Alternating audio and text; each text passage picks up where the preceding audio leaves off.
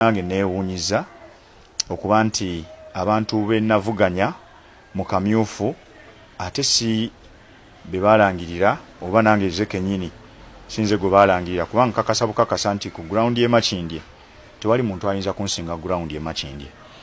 Naye ebyakolebwa ne bakwata omuntu atajja mu vetting ne basobola okugamba nti ate yampangudde, ndowooza nti nno ekyo ekintu si kituufu, si kya bwenkanya n'akamu. Naddala bwe tuba nga tulwanira obwenkanya mu ggwanga lyaffe Uganda, tuba tulina okukola ebintu mu butuufu bwabyo. Naye ffenna twalaba ebyaliwo ku lunaku lwe twavetinga, applications zaakolebwa, waliwo n'obudde obw'okumaliriza vetting, era n'abataasobola kujja kwolwo ku vetting nga Honorable Nambooze baabatulaga nga bazze oluvannyuma era mawulire gaba capturing n'ebifaananyi okuviira ddala ku kitebe kyaffe.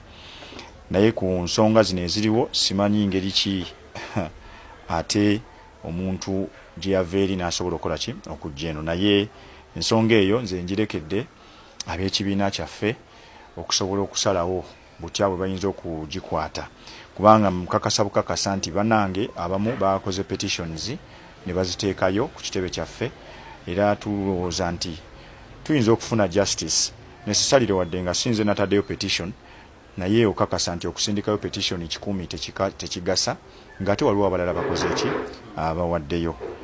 Njagala okwebaza nnyo naddala abalonzi bange abo abali mu kuyaayaana nze n'okunkabirako ku maziga ago n'okunkwatibwa ku kisa ku byonna ebigenda mu maaso.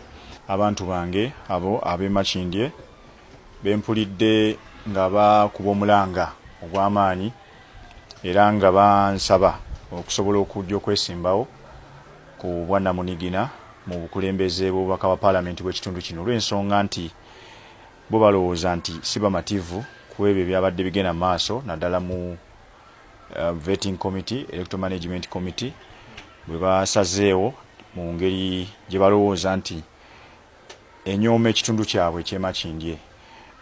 Ensonga bazibawadde era ndowooza bazibabuulidde na buli kimu kyonna, naye mbeebaza okunteekamu obwesiga ne basobola okusigala nga bakyayimiridde nange mu mbeera yonna gye nnyimiriddemu ne mwendi. Ssewanyana najja mu struggle eno nagiyingira nina emyaka 18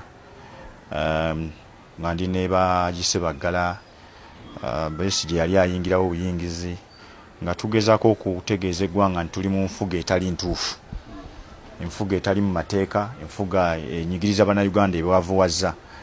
Naye okuva olupaka olunaku olwaleero mbadde mu struggle eno okwava n'abantu b'e Makindye okuneesiga nga bategedde kyendi, kubanga bangezesa okuva ku bwa kansala paka olunaku olwaleero. Era ekyo tekisobola kumalamu maanyi, kituufu mpise bizibu bingi nnyo ng'omuntu, ebika by'amaziga ebitwala obulamu, ebikola buli mbeera yonna eri omukulembeze naddala omugumu by'alina okuyitamu okusobola okusigala ng'akyali mugumu. Naye ku lwange ndowooza nti conviction yange ey'okuba nti njagala eggwanga eriteekebwa obulungi n'okukyusa obukulembeze mu mirembe mu ggwanga lyaffe Uganda kikyali kirooto kyange era kye kirooto kwentambulidde paka olunaku olwaleero. So ndowooza nti waliwo ebimu ebitalina kumalamu maanyi, nensigala nga nkyali ku kkubo ngenda mu maaso.